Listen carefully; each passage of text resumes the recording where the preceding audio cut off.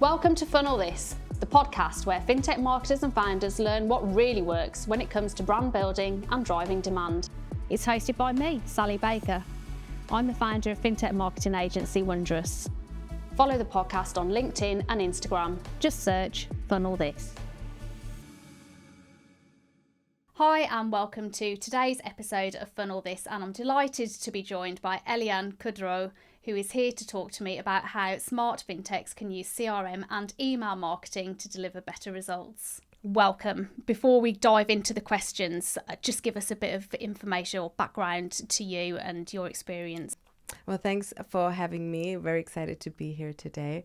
A little bit about me. So I spent a decade working in various companies, from startups to billion-dollar businesses, working in various industries, but always with a focus on CRM and email marketing.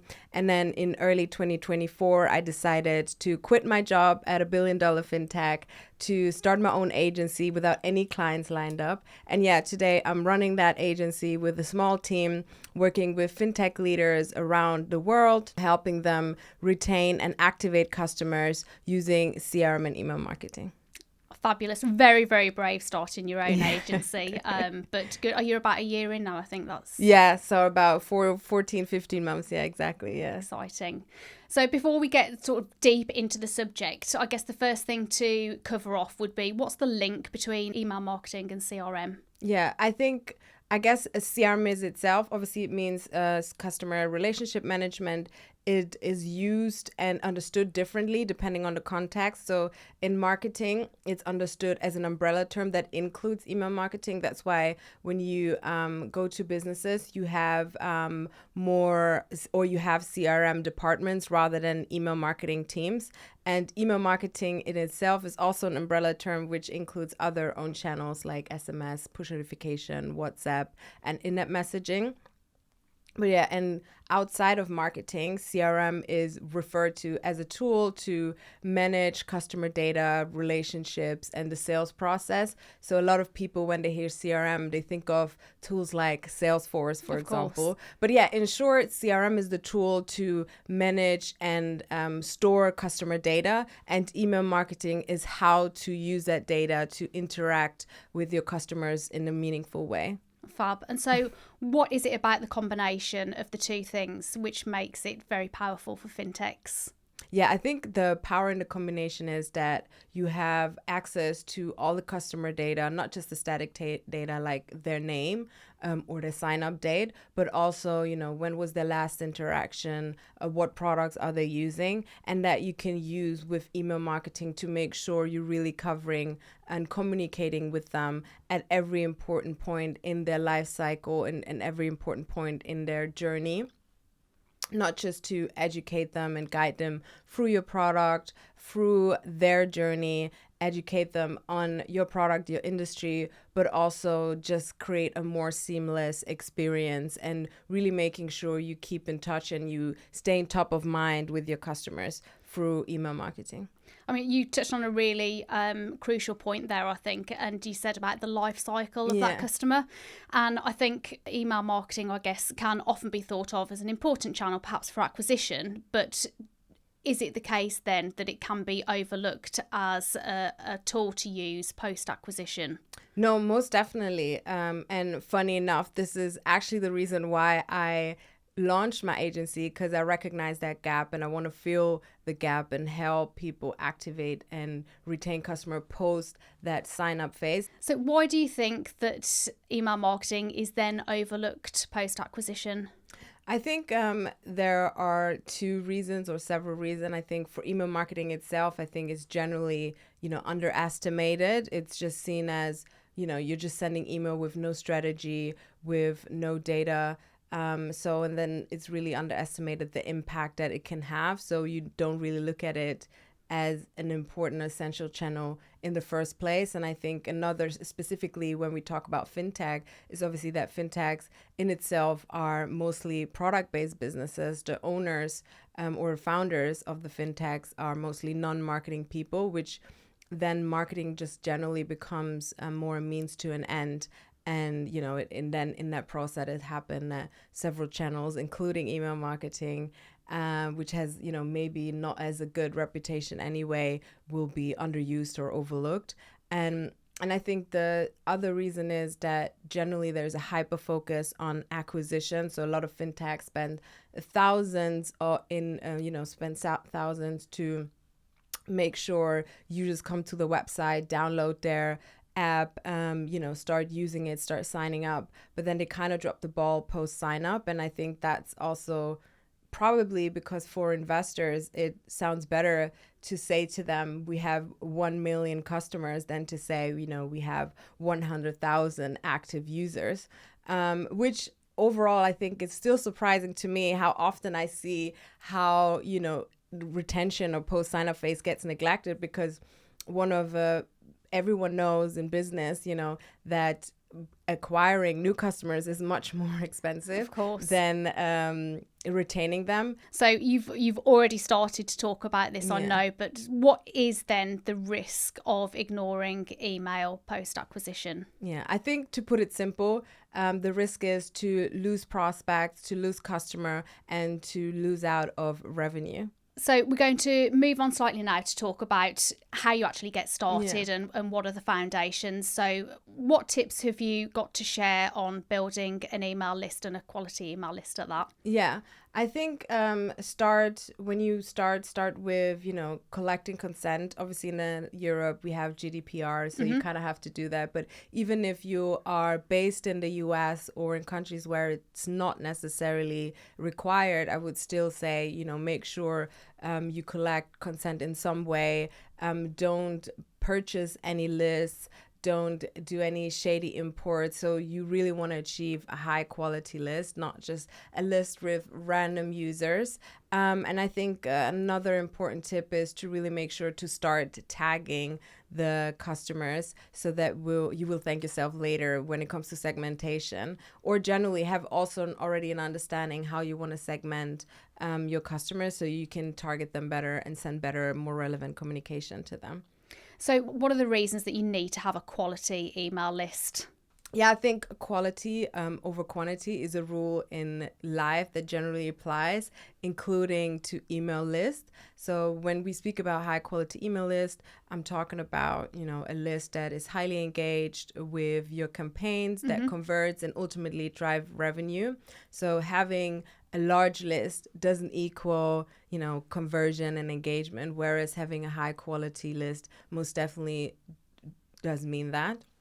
I suppose as well, from a marketer's point of view, if you're sharing results with perhaps the C-suite, if you've got a low quality list, it might look as though email isn't working well for you, but that might just be down to the quality of the list. Exactly. That's a very good point. And I think that's where it's very important to understand that even if you have a large list, sending everything to everyone is very damaging. I think people very much underestimate how damaging it actually is. It will definitely result in lower performance, but it will also result in, it's damage to your sender reputation, but also in decrease in your actual subscriber base. You mentioned sender reputation. Yeah. What does that mean? Every email provider, they have their rules on, let's imagine a traffic light, things that you do as someone who sends email that gives you green light, orange light, and red light. Obviously, when you have red light, that means you end up in spam. And then if you end up in spam, no matter how great your emails look, or how much time and effort you spent in it, if it lands in spam, then it's for nothing. For example, you want to avoid using spam words that brings you into spam. You want to have a high deliverability. A high deliverability obviously comes from, a high quality list. So let's say you use a list that is a couple of years old. So you might send it to emails that no longer exist. They bounce, and the more bounces you have, that will impact your sender reputation, your deliverability. And that's why it's also very important to segment your list, because the more people that engage with your email, that open, click your emails, the better it signals to the email provider, okay, this is a legit email address. This is a legit email address that is not spamming people. Whereas obviously if you do just send it to everyone every time and there is low engagement, it kind of signals to the email providers, oh, this is someone that sends spam emails, so maybe let's put them into spam. Yeah, that's a really insightful point. Yeah. So definitely something that people should be thinking about is Yeah. that obviously the content is going to be really important. Yes. It's not just a case of writing your email, sending it, and everyone Exactly. gets it. So thank you for sharing that. Are there any sort of myths that you commonly tend to hear about email marketing that really frustrate you that, just aren't the case? Yeah, no, definitely. I think one of the myths is that email is dead. I think email is very much alive. It's essential and probably even more important than ever. And another point is that, the bigger the audience, the better the results, which is most definitely not true. As mentioned, it can actually be damaging if you're trying to achieve a larger send volume by just sending it to everyone. And I had it so many times where, a team or senior teams, they were a bit hesitant to send it to a more targeted audience because it looks like a smaller audience. But throughout the years, I did so many A/B tests that proved that sending it to a more targeted audience results in better outcomes than sending it to everyone. Okay, so sticking with, I guess, content of emails, what type of emails should fintechs absolutely have in their life cycle? I think it's less about one specific email, but about building an ecosystem of workflows and campaigns. So for example, whenever I start working with my clients, I look at their whole customer life cycle, customer journey, and understand where are the important touch points that I need to cover with workflows, campaigns, and triggers. So for me, the most important workflows would be lead nurture, customer activation, retention, whereas one workflow, depending obviously how complex your product is and how many segments do you have, would in average have between 50 to 30 emails in itself. So I think it's important to know that there's no one standalone email that really will move the needle. It's about having workflows, ad hoc campaigns and triggers in place that work as an ecosystem to really deliver impactful results. I think what I'm learning in this episode is that there's an awful lot to email marketing. Yeah, no, 100%, definitely. So again, you've mentioned segmentation. Yeah. How would you approach segmentation in a way that's going to work? Yeah, I think obviously start simple, for example, start with the life cycle stages, then you can add some layer onto it, the products used, other behavior signals such as, the last transaction or the last interaction, and go from there. I think you don't need 50 micro segments to achieve results. I think if you identify your 5 to 4 core segments, that will already bring you 70-80% of your results. And an important note or an additional tip is if you did identify your core segments, also create a list of their pain points, needs, and selling points that you can use to then create a content framework to make sure you send relevant communication to those individual segments. Okay, fabulous. Thank you. Okay, repurposing content, something that I'd love to touch on. Hot topic, everyone wants to repurpose content and do more with less. Have you got any tips on how you might do that from an email point of view? Speaking of hot topic, I think it's important to first identify who is this a hot topic for, or the content that you have. Who is it relevant for? I think the first mistake is to assume that, I create a great piece of content. This is relevant for everyone. Okay. That's hardly ever the case. I repurpose content in many different ways. Sometimes, for example, as educational content within an onboarding journey, sometimes as part of, a newsletter, weekly newsletter that they might have in place. I think it's important, again, to understand that there's no single email campaign or a single standalone campaign for a piece of content that would really move the needle. It's really about, for me, understanding how can this piece of content fill its purpose in a wider strategy or journey. We've mentioned a number of times that email can get a bit of a bad rep. Yeah.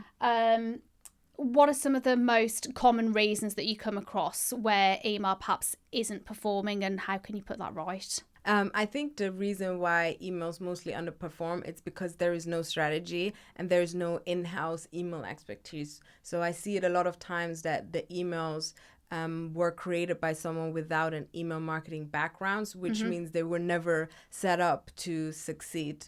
And I think that's a very important point to recognize. So how, if you have got an underperforming email campaign, how might you rectify it? The first step, I think, would be look at your customer journey, and then understand, okay, where are the gaps and where are the biggest drop-off point, and then start with the biggest drop-off point. So, for example, if you identify that your biggest drop-off point is at the KYC stage, then ask yourself some questions like, what is educational content I can maybe provide to guide them through the process to build trust within my brand so they want to go ahead. What are potential pain points within that process that I can address to improve KYC completion rate? And then from there, create campaigns. So it shouldn't be just then one email, but create a sequence of emails that then address those points. Thinking about email timing and cadence, how would you approach that? I think email timing and cadence is very important. And funny enough, is one of the questions that I get asked a lot, like, what is the perfect amount of emails to send or frequency? And the answer is there is no correct answer, because it really depends on the business, the life cycle, and the segment. So I think the way I approach it is, for example, every time I start working with the clients, and I start with the initial audit, I also look at behavioral data and then try to find a pattern. So, for example, if I identify now or can see that if a user doesn't take their first action within the first 4 to 5 days after sign up, then obviously I'll make sure that I send those core messages within the first 4 to 5 days and not stretch them out to, for example, 14 days. And because then it's a high intent period, it's also okay to send higher cadence. Whereas if, for example, it doesn't really make sense to send someone who is inactive and has been inactive for a while an email every second day. So, yeah, I think it is important, but I think it's individual to the business, to the life cycle stage, and to, the segment. So I think let the data be a driver. As with everything, there's no silver bullet. Yeah, exactly. So moving on to results and ROI, what metrics matter most when you think about email marketing? Yeah, I think it's important to set a goal for every campaign or workflows that you have in place. So, for example, if you have a lead nurture campaign and the goal is, to increase KYC completion rate, your success metric will be KYC completion rate, and that metric you can track, that you can monitor, and you can report on, and it's a growth metric. But generally, the way I look at metrics, I have 3 tiers of metrics that I report on. The third tier is the general campaign metrics, so open rate, click rates, that gives you a general understanding of how those individual campaigns perform. Tier 2 would be the user level metrics, so what's the impact on traffic, on your app, website, frequency, basically how your campaigns impact customer behavior. And then the commercial metrics. So the metrics that obviously drive the growth overall, the metrics the CEO cares about, such as, revenue driven, customer lifetime value, and all other related growth metrics. Thinking about giving us some real life examples, is there any that stand out in your mind as being particularly successful, and what were the components that you feel made it successful? I think, to be fair, I'm always using a similar approach, which is, covering all the life cycle stages. So one example with one of my clients, They were a trading app, or they are a trading app, and they wanted to increase the first traders, the amount of first traders. So before we start working, they had one email in place, after onboarding. There was no segmentation. The same email was sent to everyone. And then we start looking at, historical data on how did traders behave that actually became active traders versus those who never traded, to understand the pattern and the important timelines and events, to obviously then create strategies around that. We identified the core segments. So we built 5 different paths based on the different products.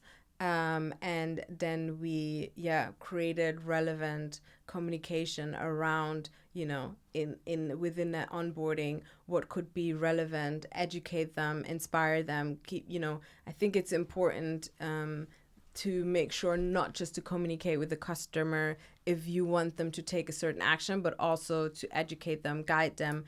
And we then eventually achieved an increase in first trader revenue of 184%, which is an amazing result. Yes. Absolutely. Yeah. And on the flip side, are there any big email fails that you've seen that could be avoided? I think the biggest email fail of all is not having any strategy in place. I think that's become apparent. Yeah. I think that's literally the biggest fail, because obviously I could speak about smaller, fails, but I think that is obviously the most impactful, because if you have no strategy in place, you basically will not be able to really achieve great results and really utilize the power that it has to maximize your conversion and really impact your growth as a business. Yeah. I think I know the answer to this question, but maybe we can come up with a second to this one. But if somebody out there is wanting to take email marketing more seriously, what's one thing you'd recommend that they do? I think, obviously, if you want to start internally, again, I think that's what I mentioned earlier as well, is look at the customer journey and start covering all the important life cycle stages with workflows, with triggers. But I think ultimately, eventually, you have to get some support of people that actually have experience. Obviously, I know sometimes it's a budget question, but I think that's the most important part. Start with what are the most important workflows in place that you need to have, the most important triggers that you need, and then obviously from there dribble down to, okay, how do I actually create an impactful email? Should it be less text, more text? How do I create the campaigns or the layout of the email? But start with the journey, then look at the content in itself, then start at how do I create an email that achieves high click rates, and go from there. I mean, you mentioned external support, and I guess it feels very much like email is one of those things that people could think, I can write an email myself. I'm going to go on a tangent here, but the weekend my husband and I were talking about getting some painting done in the house, and that's another industry where it's like, how many people get painters and decorators versus doing it themselves, but the results are so different, aren't they? Absolutely. And on the back of that, I suppose, if people wanted to get in touch with you, what's the best way to contact you? I guess you can find me on my LinkedIn. Feel free to DM me, reach out to me on LinkedIn, or reach out to me via email, which is Eliane@78. 78 is the name of my agency, all written in letters.co. I think that's the probably LinkedIn or email is the best way. I'll make sure the details are included in the show notes. Thank you. But before I let you go, I do have one final question, which I ask everybody on the podcast, and that is, if you were starting a brand new marketing function today from scratch, what would your 3 founding principles be? Founding principles. I think I would actually use the 3 founding principles that I now use as 3 pillars to build my strategy. The first one is create and build an ecosystem. So I think it's important to recognize that for a customer, this is all one journey. Whereas as a business, as a marketing department, you know, you have the CEO, this SEO team, you have the CRM team, and we all look at it as our own journey. But for the customer, it's one journey. Yeah. So really understand that as an ecosystem and really make sure to, you know, cover everything important in the ecosystem with those different skills and departments. The second one is personalization and segmentation. So I would default to that. Again, it doesn't have to be super complex. You can start with, you know, just a few core segments. But I do think it's very important that from the beginning to start creating a personalized experience for your customers that will give you better results and is definitely more sustainable for your business long term as well, to, you know, make sure you sustain the customer base that you have in place. And the third one is data. So build data-driven strategies. So, you know, as mentioned, look at customer behaviors to identify patterns, but also make sure to report and monitor, to iterate, to test, so that you can really maximize all your decisions and all your initiatives, and make you know that what you're doing is based on facts and not just based on what someone in the team or myself believe is the best choice. That's absolutely wonderful. Thank you so much for joining me today. It's been an absolutely amazingly insightful conversation. Yeah, thank you so much for having me again. This was really fun. Thank you. Thanks for listening to Funnel This. Follow the podcast so you never miss an episode. And if you enjoyed it, do share with someone else who might find it useful too. See you next time.